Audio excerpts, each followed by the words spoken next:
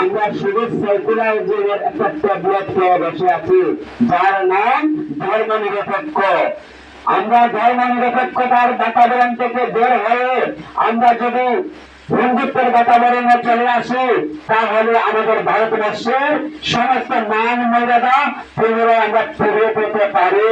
কারণ কেন, ভারতবর্ষের থেকে এই সেকুলারিজমকে ভারতবর্ষের মধ্যে ধর্ম নিরপেক্ষতাকে চিরতরে মুছে দিতে হবে। আর ধর্ম নিরপেক্ষতাকে চিরতরে মুছে দেওয়ার জন্য অখণ্ড রাষ্ট্রীয় হিন্দু সেনা সর্বদা তাৎপর্য আছে। জায়গায় জায়গায় আমরা সৈনিক তৈরি করছি এর জন্য, যাতে ধর্ম নিরপেক্ষতার থেকে বের হয়ে আজকে দেখুন ডাক লাগে আমাদের, যে আমাদের এই পৃথিবীর মধ্যে যতটা দেশ রয়েছে, কয়টা দেশ ধর্ম নিরপেক্ষ আছে?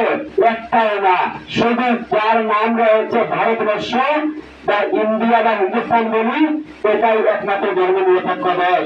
আর কোন দেশে ধর্ম নিরপেক্ষ পাবেন না, পাবেন যাদের ধর্মের অধিকারী দেশ, যেমন বাংলাদেশ, সেখানে ইসলামিক দেশ, সৌদি আরব ইসলামিক দেশ, আমেরিকা খ্রিস্টান কান্ট্রি, চায়না বুদ্ধিস্ট কান্ট্রি, এই ধরনের প্রত্যেকটা কান্ট্রির মধ্যে জাতীয় ধর্মের দিকে তারা অগ্রসর হয়েছে।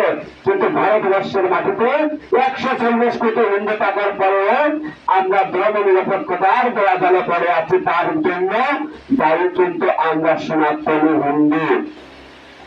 আমরা তাই কিন্তু আমরা এক ভাই আরেক ভাইয়ের সাথে আমরা লেগে রাখি, এক ভাই আরেক ভাইকে আমরা উপরে উঠতে দিই না। কিসের জন্য?